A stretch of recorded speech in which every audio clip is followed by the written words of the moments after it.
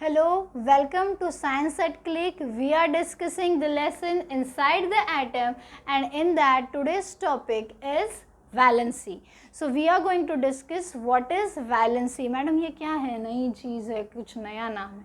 कुछ नया नहीं है, सिंपल है. देखो डिटेल में देखते हैं. पहले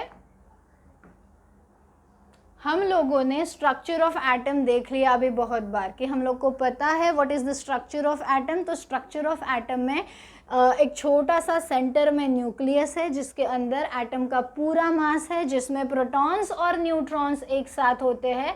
protons are positively charge, neutrons are with no charge, they are neutral. And वो पॉजिटिव चार्ज कॉम्पनसेट करने के लिए आपके जो इलेक्ट्रॉन्स है वो रिवॉल्व हो रहे हैं around the nucleus in specific orbit. अभी ये जो इलेक्ट्रॉन्स है they are very very important, क्योंकि जो अंदर न्यूक्लियस में सेफली बैठे हुए हैं प्रोटॉन्स और न्यूट्रॉन्स, वो आपके रिएक्शन में पार्ट नहीं लेते. रिएक्शन में पार्ट कौन लेंगे? रिएक्शन में taking part are your electrons, और ये इलेक्ट्रॉन हमारे लिए है बहुत इंपॉर्टेंट. अभी मैडम सारे के सारे इलेक्ट्रॉन जंप करेंगे. क्रिकेट खेल रहे हो, फील्डिंग के लिए सब भागते हैं? नहीं भागते ना, जिसके पास बॉल जाता है वही भागते हैं. ओके तो किसके पास बॉल आएगा? जो बाहर बैठे हुए ना, गार्ड वाले, गार्डिंग कर रहे ये जो आपके बाहर के इलेक्ट्रॉन्स है, those will take part in the chemical reaction. अभी बाहर जो बैठे हैं वो भी सारे के सारे करेंगे क्या? नहीं करेंगे, वही बताने वाली हो. तो जितने electron, the number of electron that are taking part in a chemical reaction, that number is nothing but your valency. क्या होती है वैलेंसी? कि आपके एटम में कितने भी न्यूट्रॉन्स हो, सॉरी कितने भी इलेक्ट्रॉन्स हो, लेकिन उनमें से कितने रिएक्शन में पार्टिसिपेट करने के लिए अवेलेबल है, that number is your valency. कैसे आइडेंटिफाई करेंगे? कैसे आइडेंटिफाई करेंगे? सिंपल है, इलेक्ट्रॉनिक कॉन्फ़िगरेशन लिख के आइडेंटिफाई करना होगा. ओके तो चलो देखते हैं कैसे करते हैं. जिनको इलेक्ट्रॉनिक कॉन्फ़िगरेशन एलिमेंट्स का कैसे लिखते हैं नहीं पता, please watch my video. I will give you link in the description box regarding electronic configuration of different elements. वो प्लीज़ वॉच दैट वीडियो. उसमें मैंने डिटेल बताया हुआ है कि कैसे डिस्ट्रीब्यूशन ऑफ इलेक्ट्रॉन्स होता है हर एक ऑर्बिट में. अभी फिर से नहीं बताऊंगी, नहीं तो वैलेंसी रह जाएगा और वीडियो भी बहुत लंबा हो जाएगा. Please watch that video. Okay अगर पता है तो well and good, very good, मेरे अच्छे बच्चे हैं सारे.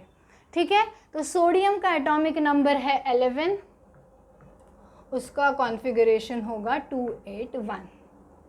ठीक है इतना पता है, पहले देख चुके हैं इलेक्ट्रॉनिक कॉन्फ़िगरेशन का वीडियो, अच्छे से आता है इलेक्ट्रॉनिक कॉन्फ़िगरेशन लिखना. अभी हर एक एटम क्या चाहता है?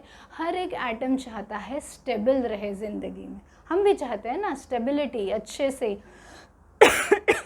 ठीक है अभी स्टेबल रहना है तो कैसे स्टेबिलिटी आएगी?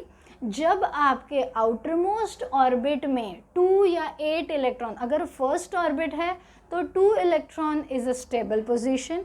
अगर सेकेंड थर्ड कौन सा भी ऑर्बिट है तो number of electrons if they are 8, that means you're stable.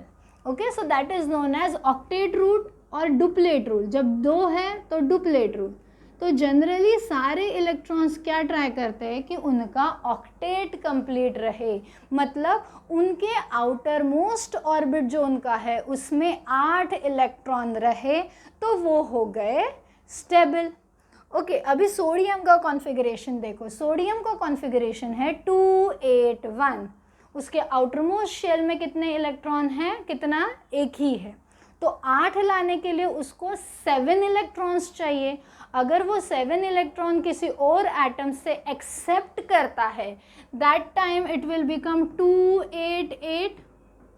Okay लेकिन उसके पास प्रोटॉन्स तो 11 ही है, 11 ही प्रोटॉन है. क्यों 11 प्रोटॉन है? क्योंकि एटॉमिक नंबर तो 11 है. तो जो न्यूक्लियस में प्रोटॉन्स है वो तो हिलने से नहीं रहे.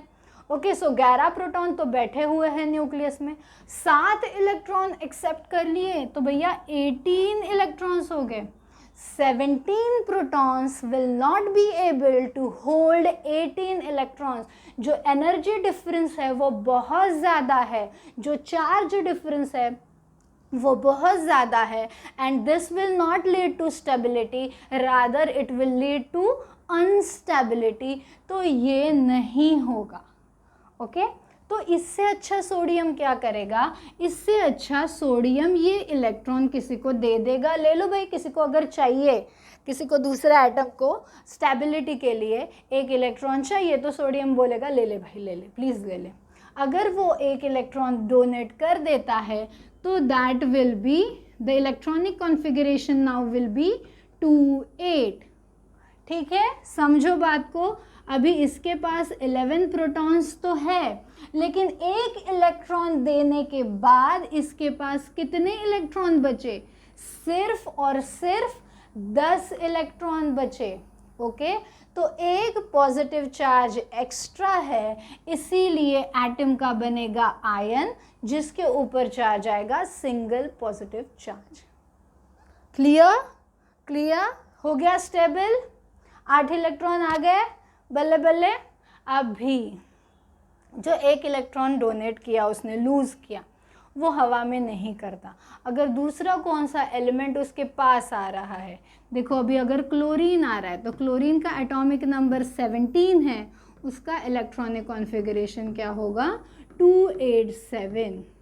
नाउ सोडियम के जैसे ये 7 इलेक्ट्रॉन लूज नहीं कर सकता. अगेन चार्जेस में बहुत डिफरेंस होगा, 17 प्रोटॉन और सिर्फ 10 इलेक्ट्रॉन रह जाएंगे, which will lead to unstability. इससे अच्छा ये एक इलेक्ट्रॉन वो उसने जो डोनेट किया है वो एक्सेप्ट कर ले. So when it accept that electron this becomes 288. हो गया आउटर मोस्ट शेल में ऑक्टेट कंप्लीट, स्टेबल कॉन्फ़िगरेशन हो गया. And this we will write as Cl-, क्योंकि इसके पास क्या है, 17 प्रोटॉन्स है लेकिन 18 इलेक्ट्रॉन्स हो गए. देखो 2 और 8 10, 10 और 8 18, तो 18 इलेक्ट्रॉन्स हो गए, लेकिन प्रोटॉन्स कितने हैं, 17 ही है. तो एक नेगेटिव चार्ज एक्स्ट्रा हो गया, वो लिखेंगे यहाँ पे. तो जितने इलेक्ट्रॉन्स एक्सेप्ट करेंगे उतना क्या आएगा, नेगेटिव चार्ज. इलेक्ट्रॉन नेगेटिव है ना, तो नेगेटिव चार्ज एक्सेप्ट कर रहे हो तो इस पे नेगेटिव चार्ज बढ़ने वाला है, तो यहाँ पे नेगेटिव चार्ज दिखाना है. अगर आप इलेक्ट्रॉन लूज कर रहा है, आपका एटम लूज कर रहा है, तो it is losing negative charge, तो उस पर क्या आएगा, पॉजिटिव चार्ज. जितने लूज करोगे उतना पॉजिटिव आएगा. देखो अभी magnesium, magnesium is 12, so this is 282, so it will lose 2 electrons to become 28, और उस पर चार्ज क्या आएगा, 2 इलेक्ट्रॉन लूज किए तो पॉजिटिव चार्ज, गेन किए तो नेगेटिव चार्ज आएगा. ऑक्सीजन देखते हैं, ऑक्सीजन का कॉन्फ़िगरेशन है 8, एटॉमिक नंबर है 8, सो 2 हो गए, 2 6. ओके अभी 6 इलेक्ट्रॉन लूज नहीं करेगा, लेकिन 2 क्या करेगा, एक्सेप्ट करेगा. ठीक है, और एक्सेप्ट करके क्या हो जाएगा, 28. कितने इलेक्ट्रॉन्स एक्सेप्ट किए, 2 किए, तो 2 नेगेटिव चार्ज आ गए इस पर. ओके ऐसे चार्ज के ऊपर, आयन के ऊपर चार्जेस आते हैं. ओके जितने इलेक्ट्रॉन एक्सेप्ट किए उतने नेगेटिव चार्जेस आएंगे, जितने इलेक्ट्रॉन लूज किए उतने क्या आएंगे, पॉजिटिव चार्जेस आएंगे. इतना समझ में आ गया. अभी मैडम कैसे याद रखेंगे इलेक्ट्रॉनिक कॉन्फ़िगरेशन, तो लिख भी ले अच्छे से प्रैक्टिस करके, लेकिन याद कैसे रहेंगे, कैसे करेंगे कि कौन लूज करेगा, कौन गेन करेगा, फिर कैसे वैलेंसी का नंबर आइडेंटिफाई करेंगे. जितने इलेक्ट्रॉन लूज हो रहे हैं to get that octet state, this is your valency. ये सोडियम की वैलेंसी 1 है, क्लोरीन की वैलेंसी भी 1 है, क्योंकि उसने 1 एक्सेप्ट किया, इसने लूज किया तो वैलेंसी 1, इसने एक्सेप्ट किया फिर भी वैलेंसी 1, क्योंकि नंबर क्या है 1. इसने 2 एक्सेप्ट किए, 2 लूज किए. मैग्नीशियम ने क्या किए, 2 लूज किए, तो इसकी वैलेंसी हो गई 2. ऑक्सीजन ने 2 एक्सेप्ट किए, तो इसकी वैलेंसी हो गई 2. तो जितना नंबर एक्सेप्ट या लूज करेंगे, द नंबर बाय डेफिनेशन, अभी डेफिनेशन बताती हूँ तो और क्लियर हो जाएगा. The number of electrons which are lost or gain or shared during a chemical reaction is known as its valency. Okay अभी एक एग्जाम्पल बताती हूँ. ये जो नंबर है जो लूज कर रहा है या फिर जो गेन कर रहा है, दूसरे कलर से दिखाती हूँ, जो लूज कर रहा है या फिर जो गेन कर रहा है, that is your what, valency. अभी कैसे मैडम, कैसे याद रखे कि लूज करेगा गेन करेगा, कैसे आइडेंटिफाई करेंगे? सिंपल इलेक्ट्रॉनिक कॉन्फ़िगरेशन लिख सकते हो तो ही वैलेंसी आइडेंटिफाई कर पाओगे. मैं ये प्रिज्यूम कर रही हूँ कि आपको इलेक्ट्रॉनिक कॉन्फ़िगरेशन लिखने आ रहा है. नहीं आ रहा है, please watch my video on electronic configuration. Okay अभी ये सब रब कर देते, फिर से देखते एक बार. ओके अभी आ गया आपका magnesium 282, sodium 281, aluminium 283. Okay so जिनके आउटर मोस्ट ऑर्बिट में, ध्यान से सुनो, ट्रिक बता रही हूँ एक सिंपल सी याद रखने के लिए वैलेंसी. जिनके आउटर मोस्ट ऑर्बिट में 1, 2 या 3 इलेक्ट्रॉन है, जिनके आउटर मोस्ट ऑर्बिट में 1, 2 या 3 इलेक्ट्रॉन है, चलो ले लो 4 भी ले लो, चौथा भी इलेक्ट्रॉन, जिनके आउटर मोस्ट ऑर्बिट में 1, 2, 3 या 4 इलेक्ट्रॉन्स है, वही नंबर उनकी वैलेंसी है. अगर आउटर मोस्ट शेल में 1 इलेक्ट्रॉन है तो उसकी वैलेंसी 1 है. अगर आउटर मोस्ट शेल में एक एटम के 2 इलेक्ट्रॉन्स दिख रहे हैं कॉन्फ़िगरेशन लिखने के बाद, वही उसकी वैलेंसी है. अगर 3 है तो वही उसकी वैलेंसी है, क्योंकि ये इलेक्ट्रॉनिक कॉन्फ़िगरेशन आपके मेटल्स का होता है. Metals always show tendency to lose electrons, क्योंकि एक्सेप्ट करना, 8 लाने के लिए एक्सेप्ट करना will be difficult. They show tendency to lose electron. तो सिंपली याद रखो, जिनके आउटर मोस्ट शेल में 1, 2, 3, 4 इलेक्ट्रॉन्स है, what they will do, they will lose electrons and that will be their valency. वही नंबर लिख देना है जो वैलेंस शेल में इलेक्ट्रॉन का नंबर है. ओके अगर आपके शेल में 5, 6 या 7 इलेक्ट्रॉन्स है, अगर आपके आउटर मोस्ट शेल में 5, 6 और 7 इलेक्ट्रॉन है, कब आएंगे? देखो नाइट्रोजन का एटॉमिक नंबर 7 होता है, तो उसका कॉन्फ़िगरेशन क्या है? 2, 5. ऑक्सीजन 8, 2, 6. ओके क्लोरीन देखा हम लोगों ने अभी पिछले स्लाइड पे, 17, 2, 8, 7. ओके तो 5, 6, 7 ऐसे इलेक्ट्रॉन है, तो वैलेंसी आइडेंटिफाई करने के लिए क्या करोगे? वो नंबर 8 से माइनस करो, यू विल गेट वैलेंसी. कौन सा नंबर?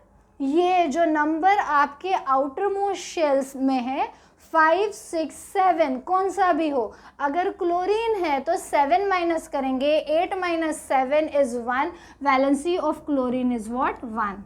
अगर 6 है तो 8 minus 6 valency is what? Your 2. Oxygen की वैलेंसी 2 है.